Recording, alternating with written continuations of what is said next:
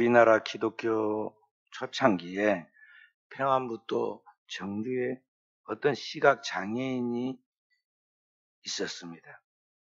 이 소경인 이 사람이 신기가 있어가지고 자기의 집에서 점을 쳤는데 그 점이 소문이 나가지고 많은 사람들이 모여와 생계를 유지하게 되고 더 나아가서 돈을 많이 벌어서 부자가 되었습니다. 그래서 이전에는 소경이라는 것 때문에 장애인으로 차별이 많았는데 이제는 남들에게 아쉬운 소리 안 하고 큰 소리 땅땅 치며 살아갈 수 있는 점치는 부자 점쟁이로 소문나게 되었습니다. 그런데 바로 그 점쟁이에게 어느 날 복음을 전하는 전도인 한 사람이 찾아와서 그에게 들렸습니다. 당신 예수 믿어야 합니다. 예수 믿으세요. 이 사람이 전도자가 당당하게 그에게 전도주를 주면서 전도합니다. 근데 사실 이 사람은 앞을 보지 못하는 시각 장애인이라 전도주를 볼 수 없는데 그에게 전도주를 쓱 내밀어가지고 읽어보세요. 그러면서 전도인이 그 백씨에게 말했어요. 이분이 점쟁이 이름이 백사경인데 이 백사경 씨에게 말했습니다. 사람이 살다 죽으면 그 영혼이 어디로 간지 아시오? 당신은 점을 치면서 거짓말을 하도 많이 해서 이 땅에서는 돈을 많이 벌어서 부자 소리를 들으려는가 모르지만 당신 죽으면 반드시 지옥 가요. 그리고 당신만 아니라 당신의 후손들도 저주를 받아 불행해질 것이요. 성경에 있는 말을 그대로 그냥 전한 겁니다. 그 충고하는 무서운 말을 들은 점쟁이가 좋아하겠어요? 점치러 온 줄 알았더니 이 사람이 아주 혹독한 심한 말을 하는 걸 보고는 막 욕을 해댔습니다. 그 전도자에게 욕설을 퍼붓고는 서로 헤어졌습니다. 근데 그날 밤부터 그 점쟁이가 잠이 안 옵니다. 그 집에 달려와서 전도하고 갔던 그 전도인의 충고에 잠이 안 옵니다. 자꾸만 그 전도인의 말이 자기 귓가에 맴돌고 있습니다. 너는 많은 사람에게 거짓말로 돈 벌었으니 그 죄를 면할 길이 없다. 이제 너뿐만 아니라 내 후손도 저주를 받아 무서운 벌을 받게 될 것이다. 확신에 차서 전도인이 외친 그 말이 그 안에 화살처럼 딱 꼽혀가지고는 괴로워서 잠을 잘 수가 없습니다. 그래서 자기가 약간 신기가 있어서 점을 쳤는데 이제 자기보다 더 심한 무언가가 자기한테 지금 달라붙어가지고 자기를 괴롭힌가 보다 싶어가지고 그걸 떼버리려고 아무리 노력을 해도 더 심해집니다. 그러다가 병이 들었습니다. 병이 들어가지고 이 해결할 길이 없어서 자기 부인한테 말했습니다. 아니, 지난번에 그 사람이 와가지고 나한테 전해주고 그 종이 지금 있냐고 그러니까 있다고 그럽니다. 나 그것 좀 읽어주라고. 무슨 말이 도대체 써있냐고. 그래서 그 전도지에 있는 내용을 그 부인이 읽어줍니다. 자세히 주의해서 그 내용을 들어봅니다. 복음의 말씀이 무엇이겠어요? 사람이 죄인으로서 죄값으로 죽는다는 것, 지옥 간다는 것, 그 죄인이 지옥 가지 않으려면 하나님의 보내신 예수 그리스도를 믿어야 하고 예수 그리스도를 믿으면 죄를 사함받고 하나님의 나라에 간다는 것. 그런 말씀이 기록되어 있지 않겠어요?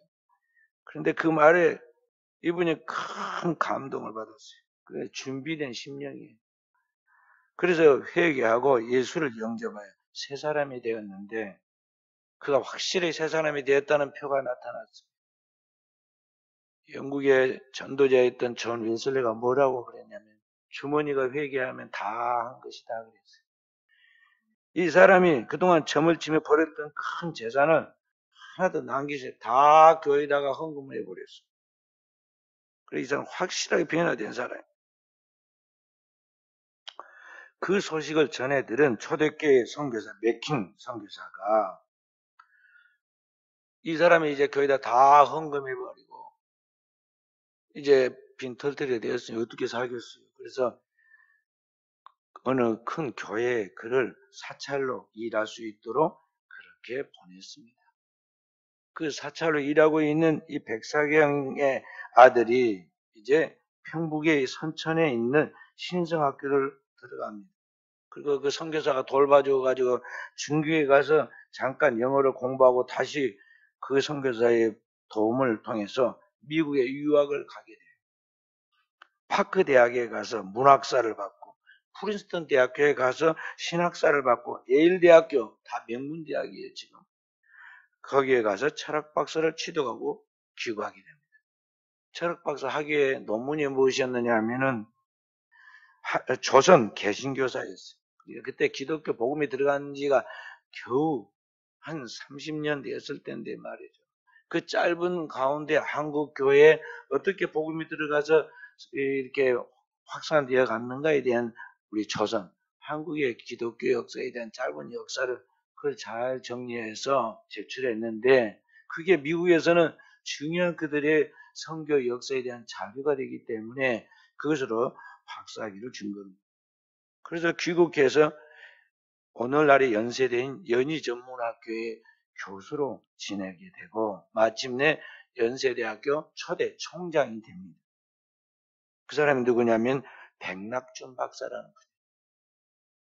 그 아버지는 소경으로 점을 치던 사람이었고 형편없는 그런 신분이었지만 그가 예수를 믿고 그의 자녀가 우리 한국에서 개화기에 가장 빨리 문명을 깨치고 세상에 많은 그 젊은이들에게 꿈을 심어주는 그러한 선구자의 역할을 하는 사람이 되었다는 거죠. 그래서 훗날 연세대학교는 그의 공로를 기리기 위하여 연세대학교 교관, 그 도서관 앞에 그의 동상을 건립하여서 후세가 본받도록 그렇게 하였습니다. 한 사람이 복음을 받아들이고 회개하고 난 다음 그가 성령 받아서 또다시 전도하였을 때 그 이름 없는 무명의 전도자 한 사람에 의해서 또 다른 영혼이 구원받게 되고 그 영혼에 의해서 또 다른 새로운 영혼들이 주께로 돌아오는 역사가 나타나서 이같이 어둠의 영에 사로잡힌 이 민족이 새롭게 개화되고 그 한 사람으로 말미암아 많은 젊은이들이 이 사회 속에 우리 오늘의 한국을 만들어갈 수 있는 기틀을 마련했다는 것입니다. 한마디로 주의 영이 이끄는 삶을 살았을 때 그 삶을 통해서 얼마나 이 민족의 큰 역사를 이루는데 중요한 역할을 하였느냐는 것입니다. 지금으로부터 100년 전은 우리나라가 어떤 때입니까? 조선의 양반과 상놈 분명한 신분의 차별이 있고 그 신분의 차별을 넘어설 수 없는 그러한 시대이고 우리나라는 일본의 지배를 받아가지고 식민지에 되어서 국권을 상실하는 형편없는 힘없는 나라였어요. 그럼에도 불구하고 그때 예수 그리스도를 영접하고 주의 영을 받아 하나님을 믿었을 때 그의 운명을 바꾸고 민족의 운명을 바꾸고 시의 역사 속에 새로운 하나님의 역사를 일으키는 등불이 되었다는 것입니다. 그래서 오늘을 사는 우리가 과연 무엇에 휩쓸려 살아가는가 우리는 생각해야 합니다. 우리가 그냥 사는 것 같지만 뭔가에 지금 이끌려 살아가고 있습니다. 두 가지 중에 하나입니다. 낮이 아니면 밤인 것 같이. 이 세상은 하나님이 통치하는 하나님의 영에 이끌려 살든지 아니면 이 공중의 권세 잡은 어둠의 영이 원수 마귀에게 씌어서 살아가는 둘 중에 하나예요. 오늘 우리는 땅에 살고 있지만 하늘에 속한 거룩한 하나님의 백성들로서 과연 내게 이와 같은 하나님의 영이 충만하여 성령에 이끌리는 삶을 살아가고 있는가? 오늘 우리는 하나님 앞에 예배하면서 다시 우리 자신을 돌아봐야겠습니다. 오늘 본문에는 한 사람 빌립 집사의 이야기를 통해서 그 답을 우리에게 보여주고 있습니다. 오늘 빌립 집사가 누굽니까? 초대 예루살렘 교회의 부흥의 주역으로서 성령과 지혜가 충만한 사람 7에 들어간 사람 중에 하나였습니다. 영어로는 필립이라는 이름을 가지고 있는 이 빌립 집사입니다.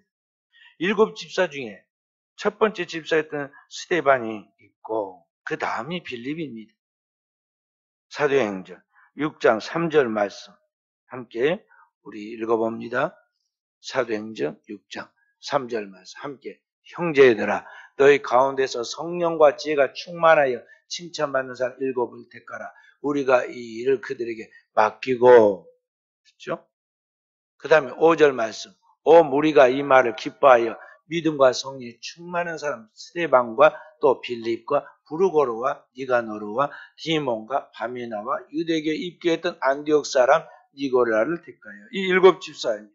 그러니까 첫 번째가 스데반 집사인데 초대 순교자입니다. 예수님을 따라 가장 먼저 순교한 사람이 12사도가 아니라 여기 스데반 집사였습니다. 그리고 그가 죽고 나니까 그 7 집사 중에 리더가 누구냐면 빌립입니다.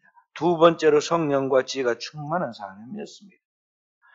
그런데 스데반 집사 이후에 예루살렘 교회가 큰 박해가 일어나서 교회의 성도들이 흩어지게 되었는데 그 흩어진 그 교인들이 각처에 가서 복음을 전하여서 북쪽에 사마리아 교회가 세워지고 이방 안디옥에 가서 개척해서 흩어진 그 교인들, 무명의 교인들이 가서 세운 교회가 안디옥 교회입니다. 자, 그런데 그 북쪽에 유대인들과 일체 상종을 하지 않는 아주 거부하는 이 사마리아 지역에 누가 갔느냐? 자원에서 빌립 집사가 가가지고 거기서 전도해서 큰 부흥의 역사를 이룹니다. 사도행전 8장 4절부터 8절 말씀, 바로 우리 앞에 장입니다. 함께 읽어봅니다.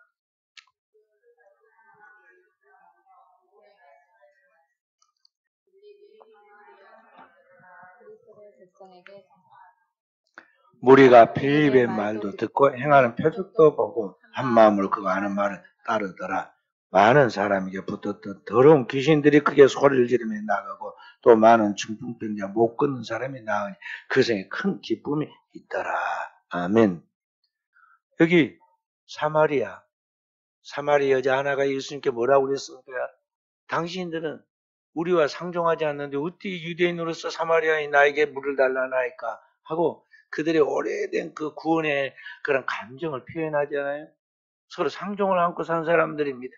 그래 빌립 집사가 자원해서 그들의 영혼을 불쌍히 여기고 가서 전도했는데 하나님의 큰 역사가 그게 나타나서 북쪽 사마리아 교회가 세워지게 돼요. 그러니까 빌립은 예루살렘 교회 부흥의 주역이면서 또 사마리아 교회의 부흥의 주역이 되었어요. 그러니까 무슨 생각을 했겠어요? 자신은 대중전도가 맞는 사람이다. 도시에 가서 교회를 개척하고 세우는 것이 딱 맞는 사람이라 분명히 자신에 대해서 그렇게 평가를 했을 것입니다. 그런데 그 생각은 자기 생각 그렇게 했지만은 또 그렇게 하고 싶었겠지만은 오늘 성경은 빌립을 주의 영이 이끌었는데 빌립 지사가 그 하나님의 영에 이끌려서 순종해서 나갔다는 것입니다. 그렇게 대중적인 전도를 하고 대중적인 전도에 효과적인 결과를 맺었던 이 사람이 어느 날 주의 사자가 그를 명령하죠. 그래서 오늘 여기 보면 8장 26절에 뭐라고 그랬습니까? 주의 사자가 빌립에게 말하여 이르되 일어나서 남쪽으로 향하여 예루살렘에서 가서로 내려가는 길까지 가라니 그 길은 광야라 그랬습니다. 그러니까 주의 사자, 주의 영이 그에게 감동하면서 명령을 합니다. 예루살렘에서 저 가사로 가는 그 길로 가라는 거죠. 근데 그 길을 빌립 지사 모를 리가 없어요. 그 길은 예루살렘에서 교회에 목회를 했기 때문에 주의 종들을 도와서 사역을 도왔기 때문에 그 길을 너무 잘 아는데 그 길은 광야란 말이에요. 광야에 가서 뭘 하라는 거예요. 왜 광야를 가야 하는지 이유도 말해주지 않고 하나님 가라고 그랬어요. 그랬을 때 주의 영이 이끄는 대로 갔어요. 그때 거기에 가니까 아무도 없는데 조금 있으니까 마차 소리가 따각따각 나더니 뭔 마차가 하나 지나갑니다. 그 다음에 하나님 뭐라고 그러세요? 주의 영이 마차로 가까이 가라. 마차는 말이 끄는 거, 빌립은 걸어가는 데게 서로 보조가 맡겼어요. 그래서 여기 보면은 빌립이 달려갔다고 그랬어요. 말을 따라가려고 달려가면서 보니까 마차에서 누가 글을 읽고 있는데 낭낭한 소리로 글을 읽고 있는데 딱 들어보니까 성경 이사야서를 읽고 있어요. 이사야 53장 7절 이하의 구절을 쭉 읽고 있어요. 그래서 하나님께서 지금 이것을 통해서 복음을 전하라는 거 이제 빨리 깨달은 거죠. 그래서 질문합니다. 따라가면서 좀 그 모습이 좀 우스꽝스럽잖아요. 한 사람 말을 타고 탁 이렇게 글을 읽고 가는데 한 사람은 막 어디서 오라지도 하는데 쫓아오더니 한참 따라오다가 말을 걸잖아요. 읽는 것을 깨닫습니까? 아니, 나를 가르치는 사람이 내가 어떻게 그걸 알겠습니까? 그 답변은, 당신 그러면 이 내용을 압니까? 그러니까 안다고 그랬겠죠. 그럼 마차로 타라고 그래가지고 마차에 타고 가면서 이제 이야기를 하는 거예요. 이 말이 도대체 이사야 선지자 자신을 말하는 것입니까? 아니면 다른 분을 지금 이야기하는 것입니까? 난 도통 모르겠습니다. 이 사람이 즉 예루살렘에 맥주제를 지키고 돌아가다가 거기에서 지금 만났단 말이죠. 그러니까 이 사람이 지금 이디오피아 사람이고 이디오피아 그 왕인 간닥의 국고를 모두 받은 그러한 재무 대신과 같은 사람인데 이 사람이 놀랍게도 하나님을 믿었어요. 그러니까 흩어진 유대인 같은 유대인의 후손들이었던지 그와 관계된 사람이에요. 근데 아직 구약에 있는 내용만 알지 신약의 그 복음을 아직 몰랐단 말이죠. 그런데 지금 맥주제를 와서 그래도 경건하게 맥주제를 지키고 돌아가는데 아마 그 맥주제의 오순절 소식도 들었을란지도 모르죠. 마가의 다락방 이야기. 어찌든 그 시간이 돼서 돌아가는 중에 빌립 집사를 만났는데 이 빌립 집사가 설명을 해줍니다. 거기서부터 시작해서 예수가 누군가에 대해 그가 이 땅에 보내신 하나님의 아들이시고 우리 죄를 치는 것은 세상 죄를 죄를 짊어진 속죄 어린 양이라는 것, 그의 십자가의 죽음을 통해서 우리의 모든 죄가 사해지고 그를 통해서 우리가 하나님 앞에 나아가게 되었다는 것, 이런 복음을 거기서 전했다고 그랬어요. 여기 35절 말씀 함께 읽어봅니다. 빌립이 입을 열어 이 글에서 시작하여 예수를 가르쳐 복음을 전하니, 그 복음을 듣고는 명쾌하게 복음을 듣고 깨달아, 구약과 신약의 모든 내용이 거기서 다 정리가 됩니다. 그러면 내가 예수 그리스도를 믿어야 하는데 마침 여기 오아시스를 만나서 물이 있으니 내가 세례 받으면 무슨 꺼리낌이 있습니까? 내가 예수를 믿습니다. 내게 세례를 주시오. 요청을 합니다. 그래서 둘이서 물에 내려가서 빌립이 그에게 세례를 주고, 그가 이제 두 사람 사이가 얼마나 좋았겠어요. 이제 예수 믿고 자기 복음을 전해준 그 스승인 빌립 집사에 대해서 얼마나 공개하려고 그랬겠어요. 사명이 끝나면 떠나야 돼. 깔끔하게 떠나요. 그래서 빌립 집사가 거기에 머무르어서 괜히 은혜를 감소시키지 못하도록 어떻게 해요? 39절에 주의 영이 빌립을 이끌어 간지라. 주의 영이 이끌어가요. 그리고 빌립은 그 뒤에 어디로 가느냐? 아소도로 가고, 아소도에 가서 복음을 전하다가 나중에 가이사랴로 가죠. 그 빌립 집사가 그 대중적인 복음 전도자였는데 이제는 성령에 이끌어서 구체적으로 이렇게 하나님의 일을 쓰임을 받습니다. 왜? 어떻게 보면 비효율적이에요. 왜냐하면 많은 사람을 구원해야 하는데 한 사람씩 구원하잖아요. 그러나 가만히 다시 생각해 보세요. 이디오피아의 복음이 이 내시를 통해서 들어갔습니다. 한 국가가 그리스도기로 돌아오는 사건이 일어난 것입니다. 그 나아가서 아프리카 민족이, 아프리카 대륙 전체가 하나님께 돌아오는데 첫 번째 효시 역할을 하게 돼요. 그러니까 여기 빌립 집사가 전도한 이 한 사람이 얼마나 중요한 사람이었는가, 또 하나님이 지금 빌립을 통해 어떻게 큰일을 하신가를 보여주고 있다는 것이죠.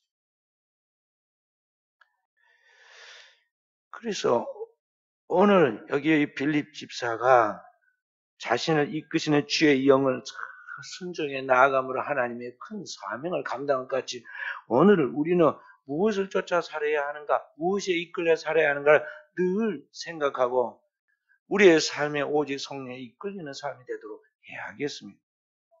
성경에서 주께서 쓰시는 사람들은 다 자신들이 가고 싶은 곳보다는 주님께서 보내시는 곳으로 가는 사람들의 이야기로 가득 차 있어요.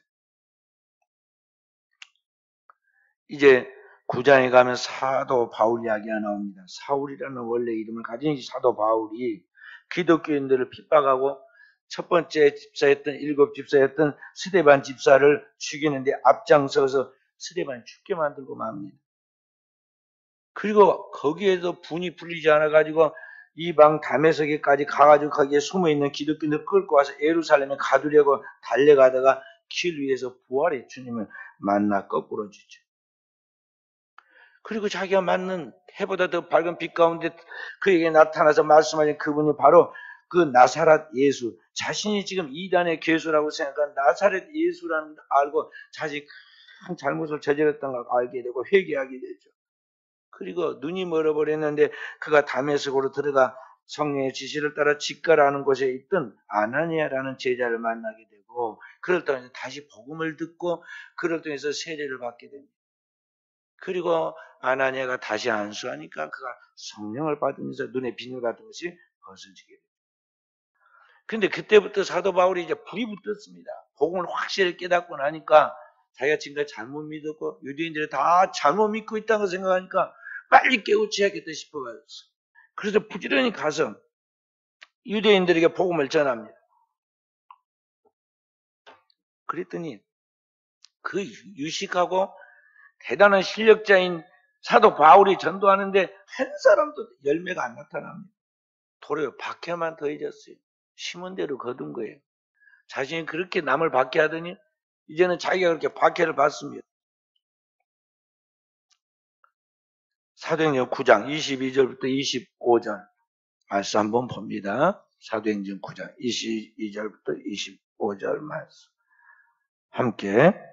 사울은 힘을 더 얻어 예수를 그리스도라 증언하여 담에서 사는 유대인들을 당혹하게 아니라 여러 날이 지나며 유대인들이 사울 죽이를 공모하여 그 계교가 사울에게 알려지니라. 그들이 그를 죽이려고 밤낮으로 성문을 지키거늘 그의 제자들이 밤에 사울을 광주리에 담아 성벽에 달아내리니라. 얼마나 지금 극대극으로 서로 치닫고 있는가를 보여줍니다. 이렇게 해서 아무래도 전도의 길이 안 열립니다. 왜 그랬겠느냐? 왜 그랬을까요? 사도 바울이 지금 전도하고 있는 열망이 커서 열심히 가서 유대인들을 깨뜨려야겠다. 내가 12사도보다 더 실력이 있는 사람인데 내가 가서 유대인들을 한 번에 복음화시켜야겠다. 그래서 가서 전도했지만은 자기가 가고 싶은 데를 자기 방식대로 자기 생각대로 했기 때문에 그 전도가 실패한 거예요. 나중에 그가 깨닫고 보니 뭐였어요? 자신은 하나님이 쓸 때가 따로 있다고 그랬어요. 이게 사도행전 9장에 처음 부활의 주님을 담에색 도사님 만났을 때 하나님이 그에게 뭐라고 하냐? 너는 나의 택한 그릇이다. 이방인들에게 빛이 되도록 하기에 너를 불렀다고 그랬단 말이에요.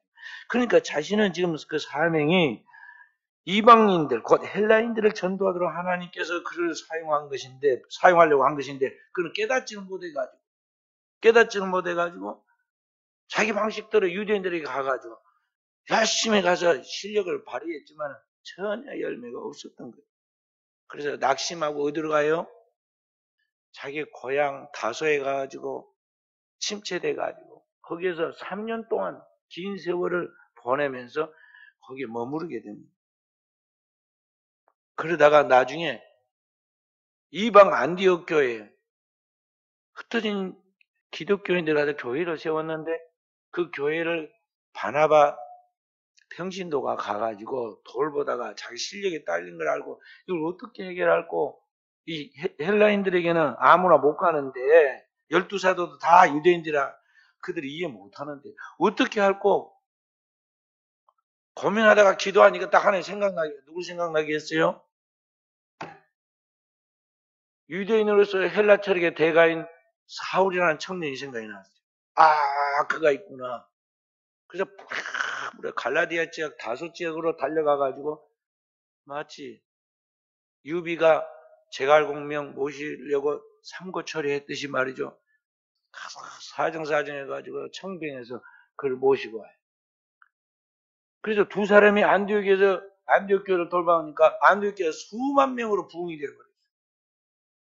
그리고 그 안디옥 교회를 통해서 세계 전도가 이루어지잖아요. 세계 1차 전도, 2차 전도, 3차 전도, 나중에 로마 전도까지 이루어지는 그 모든 요람이, 이방선교 요람이 안디옥 교회가. 그러니까 다 하나님이 쓸 때가 따로 있어요. 쓸 때가 따로 있어. 하나님 다 예비해 놓고 쓰신단 말이에요. 큰 집에는 금그릇과 은그릇이 있고 나무와 질그릇도 있고, 성경에 그런 말씀 나오잖아요. 귀 쓰는 천이 쓰는 그릇들이 다 있다고 그랬죠. 그릇이 다 있어. 그러니까 여기 대단한 이 사도 바울도 이스라엘 유대 땅 예루살렘에서는 아무 쓸모가 없는 나무나 질그릇이나 그럴 것 같아요. 그런데 이방 땅에 가서 이방인들에게 가서 복음을 전하는 데는 최고의 금그릇 같은 그릇이었다 이 말이죠. 본래 태어나는 것이 길리기야 다소니까. 근데 그게 태어날 때부터 그 아버지가 어떤 공로를 세웠는지 모르지만은 로마의 타고난 신분을 가지고 있는 시민권을 가지고 있어. 그래서 유대인이면서 헬라의 모든 문물을 통달하여 헬라 철학의 대가가 되어 있었어. 그 일을 하나님이 다 예비해 놓고 그걸 쓰신단 말이에요. 자, 사도행전 11장 25절 26절 함께 읽어봅니다. 11장 25절 26절. 바나바가 사울을 찾으러 다소에 가서 만나며 안디옥에 데려가서 둘이 교회에 1년간 모여 있어 큰 무리를 가르쳤고 제자들이 안디옥에서 비로소 그리스도인이라 일컬음을 받게 되었다. 오늘날 그리스도인이라는 말이 여기서 나왔어요. 크리스찬.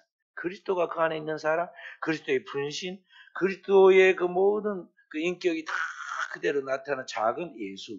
그런 뜻이에요. 이와 같이 인간의 생각과 하나님의 생각은 언제나 충돌하게 되어 있습니다. 그래서 오늘 여러분과 제가 하나님의 일을 하고 또 교회를 다니지만요. 왜 하나님은 내 기도를 안 들어주시고 나를 안 도와주실까? 우리 그런 생각하지만요. 내 생각은 너희 생각과 다르고 내 길은 너희 길과 달라서 마치 하늘이 땅에서 높은 같이 내 생각은 너희 생각보다 높고 내 길은 너희 길과 다르다 그랬어요. 그 하나님과 우리 사이에는 무한한 질적 차이가 있어요. 하나님의 계획과 우리의 계획은 너무나 차원이 달라가지고 우리가 이 지능으로는 이해를 못한다니까요. 이 넓고 광활한 하나님의 깊고 오묘한 세계를 몰라. 그래서 성경은 그냥 믿으라고 그런 거예요. 하나님 말씀을 하나님 믿고 그 말씀을 믿으라는 거예요. 우리가 교회를 다니면서 맨날 자기 생각만 이야기하잖아요. 내 생각에는 이러한데 왜 저럴까? 내 생각은 저러한데 왜 저럴까? 왜 이럴까? 하면서 나중에 막 충돌하잖아요. 도저히 나는 이해가 안 된다고. 그러지 마요. 다 쓰는 용도가 다르다니까요. 하나님이 쓰시는 시기가 달라. 하나님이 때 하나님이 하나님의 방법으로 만들어 가시니까 우리는 뭐만 하면 되냐? 하나님 믿고 기도하고 감사하고 기뻐하고 인내해야 돼. 인내하면서 나가야 돼. 맨날 성질대로 말이죠. 성질나서 못 살겠다고 맨날 그 소리만 하고. 뭐가 못 살아? 어? 자, 사도 바울 같은 사람도 그럽니다. 사도 바울이 세계 전도 여행을 안디옥 교회가 보내줘서 선교사가 되어 바나바와 함께 전도합니다. 세계 제1차 전도, 제2차 전도 여행을 했습니다. 이 세계 제2차 전도 여행을 떠나갔을 때 바울이 바나바하고 싸웠어요. 성질이 안 맞아가지고 둘이 서로 이해가 안 되는 거예요. 바울은 배꼽 끊는 게 분명하지 못한 마가를 안 데리고 가고 싶어 했어요. 부잣집에서 자라가지고 오냐 커서 뭔 일을 하나 고생을 못 견뎌. 그래서 주말에 도망갔거든요. 그래서 데리고 가지 말라. 근데 바나바는 자기 조카예요. 사실은 마가복음을 기록한 마가예요. 그래서 데리고 간다고 그래요. 둘이 안 맞아. 그래서 대판 싸워가지고는 바나바는 마가를 데리고 가고 바울은 실라를 데리고 제2차 전도 여행을 떠나갔어요. 그때 이야기. 자, 이 바울이 복음을 어디서 전하고 있으니까 똑똑한 자신이 지금 상대 다 옳은 줄 알고 아시아에서 복음을 전하려고 그랬어요. 그 당시에 아시아는 소아시아, 터키 지역을 말하는데 그 가서 복음을 전하고 싶어 했어요. 그게 옳다고 생각했습니다. 왜냐하면 고대에는 아시아가 유럽보다 잘 살았거든요. 그리고 상업이 발달해가지고 왕성한 때니까 아시아에서 도시가 형성되어 있는 거기에 복음을 전해 효과적으로 생각했던 거죠. 그래서 아시아 선교를 꿈꿨습니다. 근데 아무리 노력을 해도 이상하게 전도가 안 됩니다. 길이 막히고 안 돼요. 그래서 애를 써도 되지 않아서 고민하고 있는데 어느 날 트로아라는 곳에서 기도를 하는 중에 그 지금 머물던 지역이 트로아예요. 에게 해변가에 있는 도시 트로아예요. 저녁에 잠을 자는데 밤중에 환상이 보여요. 비몽사몽간에 환상이 보이는데 이 애기의 건너편에 거기는 유럽인데 마게도냐 사람이 흰 옷을 입고 손짓을 하면서 와서 우리를 도와주라고 합니다. 마게도냐를 건너서 우리를 도우라고 불러요. 그래서 잠을 깨가지고 확실한 꿈이라 이게 하나님이 현몽하심인데 이게 무슨 꿈인가 생각해 보니까 한 번도 그렇게 생각해 보지 않았는데 아시아가 아니라 저 유럽, 저 미개한 나라 지역이니 유럽으로 복음을 전하러 가라 하는구나 깨닫고는 바로 에게를 건너서 유럽으로 건너는데 이 건너가서 첫 번째 성이 만난 성이 뭐냐면 빌립보예요. 그 사도행 16장에 나와 있는 이 빌립보 복음화 이러는데 가는 그 순간부터 막 빌립보 교회 부흥이 일어나잖아요. 그렇게 해서 빌립보가 복음이 전해지고 이것이 오늘날 유럽이 먼저 아시아보다 복음화되는 기틀이 마련되게 되었다는 것을 알아야 돼요. 성령이 이끄는 대로 살아야 하고 성령이 이끄는 대로 나가는데 우리는 아무리 똑똑해도 성령을 능가할 수가 없어요. 그래서 우리는 내 하고 싶은 대로 하고 말아. 그래서 우리의 인생이 자꾸 꼬이고 우리의 삶에 자꾸 고통에 빠지고 하나님이 마치 나를 미워해가지고 일이 안 되게 만든 것 같이 우리가 그렇게 오해를 하는 거예요. 인간은 아무리 교회를 나가 믿어도 이 한계를 뛰어넘지 못해요. 자기 주장과 자기 생각이 너무 앞서기 때문에 내 생각이 합리적이고 맞다고 생각해서 우리는 단정하고 뭔가를 결정하지만 언제나 결과는 내 생각대로 안 돼요. 그래서 내 인생이 왜 이렇게 얄궂게 잘 안 풀려가는가 고민하지만은 그게 뭐냐면 내가 주의 영을 따르지 않고 내 고집대로 내 생각대로 했기 때문에 이런 것을 자인해야 돼. 할렐루야. 다 내 때문이다. 이걸 자인해라 이 말. 누구 탓하지 마라. 남편 탓하고 부인 탓하고 누구 탓하지 마. 다 누구 때문이야? 나 때문이야. 나 때문에. 그래서 오늘 우리는 하나님의 일꾼데 우리는 언제나 하나님의 영을 따라 주께서 보내시는 곳을 가서 나아갈 때 그것이 우리의 신앙과 인생의 성공 비결이라는 것을 알아야 돼요. 그래서 갈라디아서 5장 16절은 뭐라고 말씀하고 있어요? 내가 이르노니 너희는 성령을 따라 행하라. 그리하면 육체의 욕심을 이루지 아니하리라. 성령을 따라 행하라. 주의 영을 따라 행하라는 거죠. 그래서 우리 그리스도인이 하나님의 영의 인도함을 받으려고 늘 기도해야 하고 하나님의 성령이 교회들이 하시는 음성을 들으려고 항상 마음의 귀를 하나님께 기울여야 하고 하나님의 성령의 감동과 감화에 센스 있게 딱 따라가도록 영감 있는 사람으로 깨어 있어야 할 필요가 여기에 있는 것입니다. 아브람 여수아 헤세라는 사람이 있었어요. 뭐라고 그랬냐면은 이 사람이 하나님을 믿는다고 하는 것은 하나님의 꿈을 자신의 꿈으로 믿고 살아가는 것이다. 삼고 살아가는 것이다. 그래서 우리가 하나님의 꿈을 가지고 나가야 돼. 하나님을 믿는 사람은 성령을 받게 되고 죄사함과 함께 성령을 받게 되고 성령 받은 사람은 반드시 하나님의 꿈을 갖게 돼요. 사도행전 2장 17절에는 그렇게 말했습니다. 함께 하나님이 말씀하시기를 말세 내가 내 영을 모든 육체에 부어주리니 너희 자녀들은 예언할 것이요 너희 젊은이들은 환상을 보고 너희 늙은이들은 꿈을 꾸리라. 이 거듭나서 예수 그리스도를 믿고 거듭나서 새 사람이 된 사람은 그 안에 하나님의 영이 거하시는데 하나님의 성령이 우리 안에 뭘 주시느냐? 젊은이에게는 하나님의 성령으로 하나님의 꿈, 비전을 주고 환상이라고 했어요. 성경. 그리고 늙은이는 꿈을 꾸리라. 그것도 하나님의 꿈이에요. 그 드림 준다는 거예요. 그러니까 젊은이나 늙은이나 우리는 하나님의 어린아이가 같다. 그래서 하나님의 꿈을 갖게 돼요. 하나님의 꿈을 나의 꿈으로 삼고 살아가는 것이 바로 하나님 믿는 것이라는 것이죠. 하나님 꿈은 무엇입니까? 천하 만민이 예수 믿고 구원받아 다 하나님 나라에 가는 거예요. 그 하나님의 꿈이에요. 성령의 비전이에요. 주님의 지상 명령이에요. 그것이 오늘 나의 꿈으로 나아간다는 것이죠. 그래서 주님은 우리에게 뭐라고 말씀하고 있어요? 마태복음 6장 3절 말씀. 함께 읽어봅니다. 마태복음 6장 3절. 그런즉 너희는 먼저 그의 나라와 그의 의를 구하라. 그리하면 이 모든 걸 내게 더하시라. 이 그리스도의 삶의 가장 큰 대원칙이야. But you seek first his kingdom and his righteousness. And all these things will be added to you. 먼저 하나님의 나라와 하나님의 일을 구하면 나머지 모든 것을 하나님이 덤으로 주신다. 덤으로 주신다. 그걸 확실하게 믿어야 돼. 하나님의 나라가 이루어지기를, 그리고 하나님을 믿는 백성을, 거룩한 백성 그 나라에 들어갈 수 있는 하나님의 일을 덧입기를 늘 그것을 목표하고 오늘을 살아갈 때 하나님께서 오늘 우리로 하여금 그렇게 살아갈 수 있도록 축복해 주시고 우리의 인생의 책임자가 되어서 우리의 모든 것을 자손 만대 영원한 축복으로 이루어 주신다는 것입니다. 한 젊은이가 있었습니다. 40 중반의 모든 역량을 모아 창업하여서 인터넷 쇼핑몰을 만들었는데 꿈을 가지고 시작한 그것이 3년 만에 부도가 나고 말았습니다. 그리고 빚더미에 떠안게 되었어요. 극도의 스트레스와 과로로 간경화가 생겼는데 너무 심해가지고 의사가 몇 달밖에 못 산다고 그랬어요. 그래서 사형 선고를 받고 병원에 있는데 병원비도 없어서 나중에 퇴원해가지고 월세방에 갇혀서 그렇게 살다가 병이 악화해서 기절을 하게 됩니다.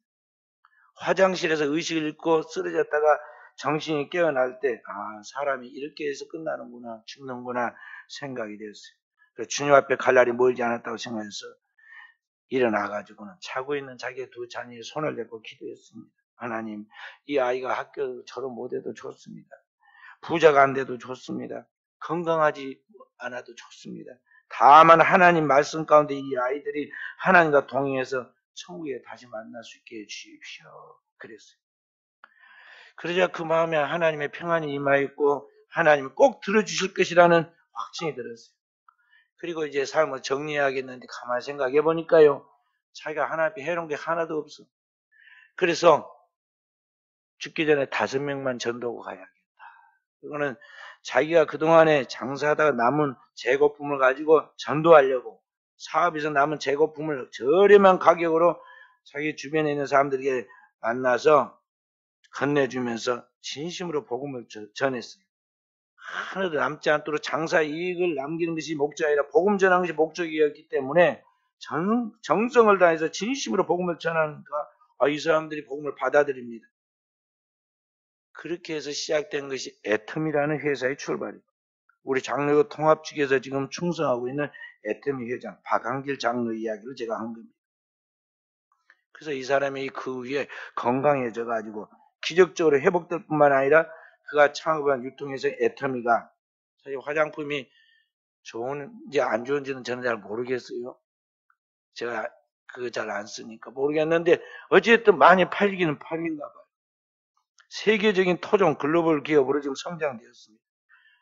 그래서 뭐 어디다가 돈 이렇게 기부하고 좋은 데 내는 거 보면은요 100억씩 내놓더라고. 100억씩. 그래서 저도 지금 소망교도 2호점을 이 호남에 3호점을 저 경상도에 세울 때 요분 좀 좀 쓰임 받도록 할까 하고 지금 생각 중입니다. 근데 그분이 그 마음에 늘 가슴에 새겼던 말씀이 방금 제가 이게 암송해 드렸던 너희는 먼저 그의 나라와 그의 의를 구하라 그 말씀이 있다는 거예요. 건강하고 뭐 사업을 잘하기 위해서가 아니라 그냥 하나님의 나라와 의를 구하는 게 목적이 되어서 그렇게 살아갈 때 하나님의 그의 삶의 모든 것을 책임져 주셨다는 것입니다.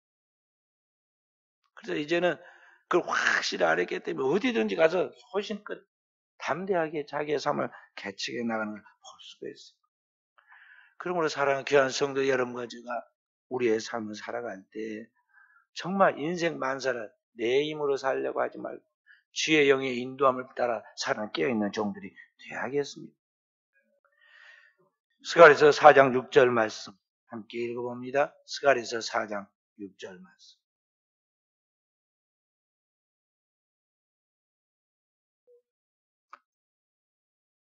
구약성 스가랴 4장 6절 말씀 함께 그가 내게 대답하여 이르되 여호와께서 스룹바벨에 하신 말씀이 이러하니라.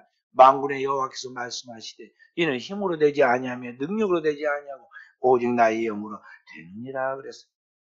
인생 만사가 내 뜻대로 내 결심대로 내 노력대로 되는 게 아니에요. 주의 영으로 된다. 하나님의 영에 이끌려 된다는 것입니다. 오늘 주님을 영접하여 하나님 믿는 여러분과 저는 하나님 아버지로 부르는 하나님 백성들이는 바로 주의 영인 성령이 우리를 도우십니다. 성령 우리에게 하나님의 뜻을 생각나게 하고 가르치고 그 뜻대로 살 수 있도록 만드십니다. 요한복음 14장 26절 말씀. 보혜사, 아버지께서 내 이름으로 보내실 성령, 그가 너희에게 모든 것을 가르치고 내가 너희에게 말한 모든 것을 생각나게 하시다. 살아가다 보면 잊어버린 거 많고 깜빡깜빡한 거 많아요. 지나놓고 나면 이렇게 말할 건데 그랬다, 이렇게 할 것인데 그랬다, 후회할 게 얼마나 많습니까? 보혜사 그 성령께서 오늘 우리 안에서 생각나게 하고 가르치고 우리의 미래를 책임져 주신다 이 말. 그래서 여러분과 저는 주의 영을 받은 하나님 백성으로 주의 영을 따라 일하고 주의 영을 따라 살고 주의 영을 따라서 모든 걸 행함으로 하나님께 영광 돌리는 깨어있는 종들이 되어야겠습니다. 갈라디아서 5장 25절 말씀. 만일 우리가 성령으로 살면 또한 성령으로 행할지니. 여러분과 제가 정말 하나님의 영의 사람이라면 성령으로 살고 성령으로 일하라 그 말. 이렇게 주의 영이 오늘 또 여러분과 저 가운데 들어와서 거하실 때 오늘 우리는 하나님의 성령에서 이 땅에 못할 것이 없는 거예요. 사도행 1장 8절 말씀.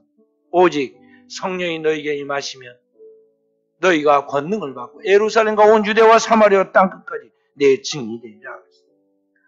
오늘 또 우리에게 부어준 하나님의 성령으로 말미암아 저와 우리 산성들이 그 영혼이 잘 되고 범사가 잘 되고 강건하여 온전한 하나님의 축복의 사람이 되고 그 축복을 세상에 흘려보내주는 그러한 주인공들이 되고 오늘도 하나님의 성령에 온전히 지배를 받는 성령에 이끌려 살아가는 영적 사람으로 도약할 수 있기를